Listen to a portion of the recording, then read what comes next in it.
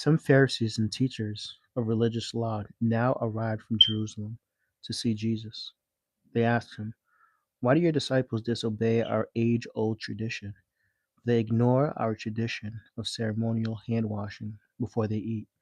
Jesus replied, "Why do you, by your tradition, violate the direct commands of God? For instance, God say, 'Honor your father and mother,' and anyone who speaks disrespectfully of father or mother must be put to death. But you say it is all right for people to say to their parents, 'Sorry, I can't help you. For I have vowed to give to God what I would have given to you.'" Give me a second.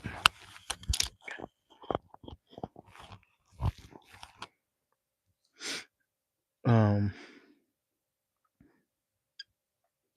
given to you. In this way, you say they don't need to honor their parents, and so you cancel the word of God for the sake of your own tradition. You hypocrites!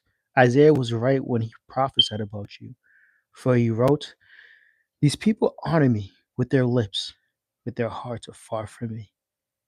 They worship me in vain, for they teach man-made ideas as commands from God." Then Jesus called to the crowd to come and hear. "Listen," he said, "and try to understand. It's not what goes into your mouth that defiles you. You are defiled by the words that comes out of your mouth."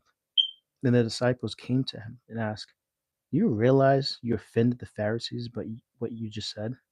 Jesus replied, "Every plant not planted by my heavenly Father will be uprooted, so ignore them. They are blind guides leading the blind, and if one blind person guides another, they will both fall into the ditch." Then Peter said to Jesus, "Explain to us the parable that says people aren't defiled by what they eat." "Don't you understand yet?" Jesus asked. "Anything you eat passes through the stomach and then goes into the sewer, but the words you speak comes from the heart. That's what defiles you. For from the heart comes evil thoughts, murder, adultery, all sexual immorality, theft, lying, and slander. These are what defiles you. Eating with unwashed hands will never defile you." Then Jesus left Galilee and went north to the region of Tyre and Sidon. A Gentile woman who lived there came to him, pleading,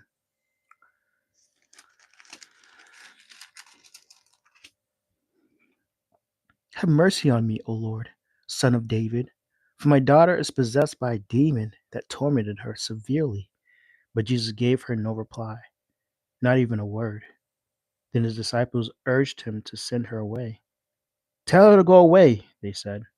"She is bothering us with all her begging."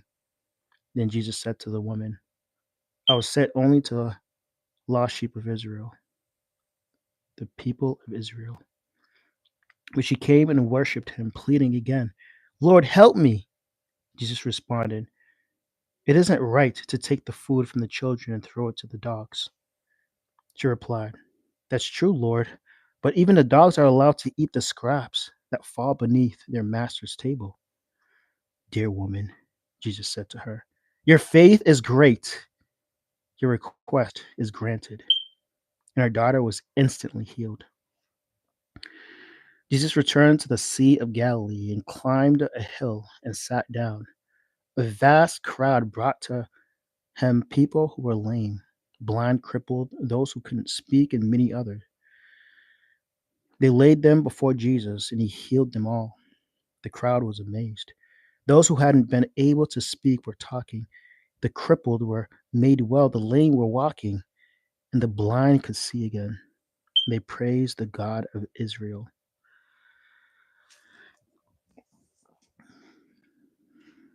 Then Jesus called his disciples and told them,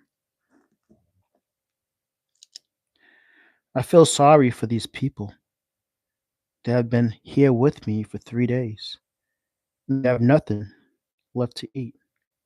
I don't want to send them away hungry, or they will faint along the way." The disciples replied, "Where would we get enough food here in the wilderness for such a big crowd?" Jesus asked, "How much bread do you have?"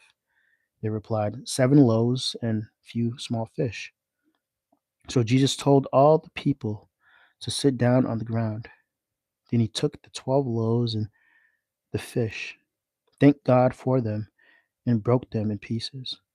He gave them to the disciples and distributed the food to the crowd. They all ate as much as they wanted. Afterwards, the disciples picked up 7 large baskets of leftover food. There were 4,000 men who were fed that day, in addition to all the women and children. Then Jesus sent the people home, and he got into the boat and crossed over the region of Magadah. One day, the Pharisees and the Sadducees came to test Jesus, demanding that he show them a miraculous sign from heaven to prove his authority. He replied, "You know the saying, red sky at night means fair weather tomorrow. Red sky in the morning means foul weather all day. You know how to interpret the weather signs in the sky, but you don't know how to interpret the signs of the time. Only an evil, adulterous generation would demand a miraculous sign, but the only sign I will give them is the sign of the prophet Jonah." Then Jesus left them and went away. Later after that, Later after they crossed to the other side of the lake, the disciples discovered they had forgotten to bring any food. "Watch out," Jesus warned them. "Beware of the yeast of the Pharisees and Sadducees." As this began to argue with each other because they hadn't brought any bread.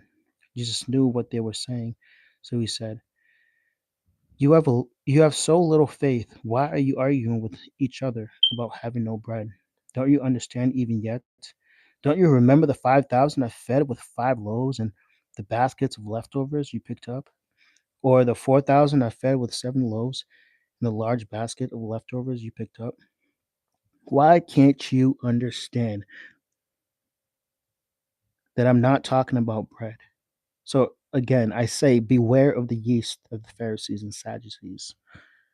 And at last, they understood that he wasn't speaking about the yeast of the bread, but about the deceptive teachings of the Pharisees and the Sadducees.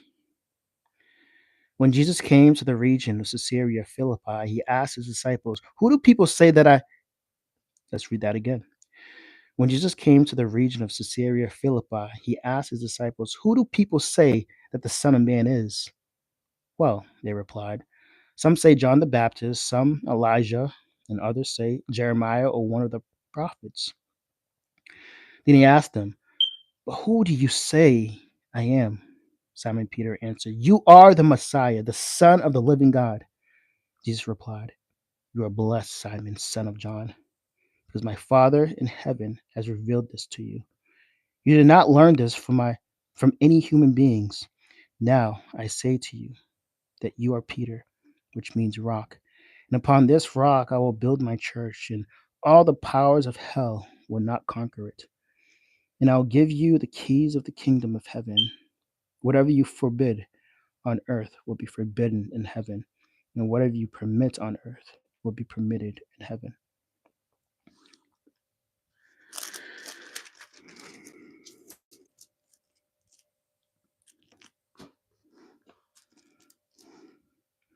Then he sternly warned the disciples not to tell anyone that he was the Messiah. From then on, Jesus began to tell his disciples plainly that it was necessary for him to go to Jerusalem and that he would suffer many terrible things at the hands of the elders, the leading priests, and the teachers of the religious law. He would be killed, but on the third day he would be raised from the dead. But Peter took him aside and began to reprimand him for saying such thing. "Heaven forbid, Lord," he said. "This will never happen to you." Jesus turned to Peter and said, "Get away from me, Satan. You are a dangerous trap to me. You are seeing things merely from a human point of view, not from God's." Then Jesus said to his disciples, "If any of you want to be my followers, you must give up your own way. Take, take up your cross and follow me. If you try to hang on to your life, you'll lose it. But if you give up your life for my sake, you will save it. What do you benefit if you gain the whole world but lose your own soul? If anything worth more than your soul, is anything worth more than your soul? For the Son of Man will come with his angel in the glory of his Father and will judge all people according to their deeds. And I tell you the truth. Some standing here right now will not die before they see the Son of Man coming in his kingdom.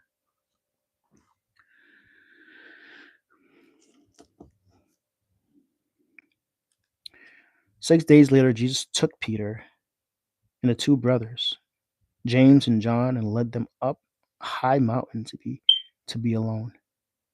As the men watched, Jesus' appearance was transformed so that his face shone like the sun, and his clothes became as white as light. Suddenly, Moses and Elijah appeared and began talking with Jesus. Peter exclaimed, "Lord, it's wonderful for us to be here. If you want, I'll make 3 shelters as memorials, one for you, one for Moses, and one for Elijah." But even as he spoke, a bright cloud overshadowed them, and a voice from the cloud said, "This is my dearly loved Son, who brings me great joy. Listen to him."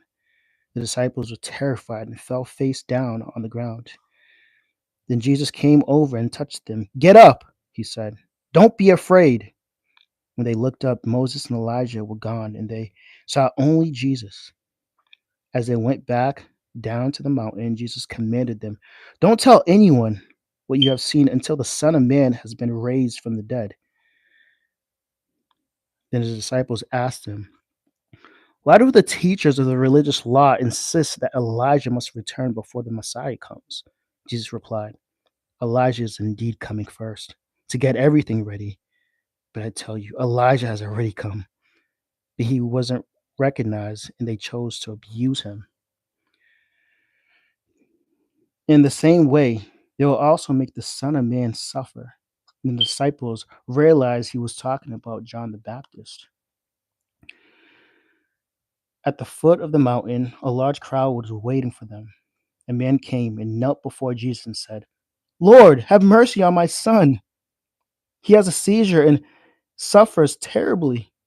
He often falls into the fire or into the water. So I brought him to your disciples, but they couldn't heal him." Jesus said, "You faithless and corrupt people. How long must I be with you? How long must I put up with you? Bring the boy here to me."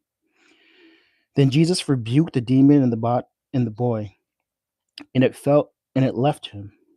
From that moment, the boy was well. Afterwards, the disciples asked Jesus privately, "Why couldn't we cast the demons out?" "You don't even have enough faith," Jesus told them. "I tell you the truth. If you had even faith, even as small as the mustard seed, you could say to this mountain, 'Move from here to there,' and it would move. Nothing would be impossible." After they had gathered again in Galilee, Jesus told them, "The Son of Man is going to be betrayed into the hands of sinners or enemies.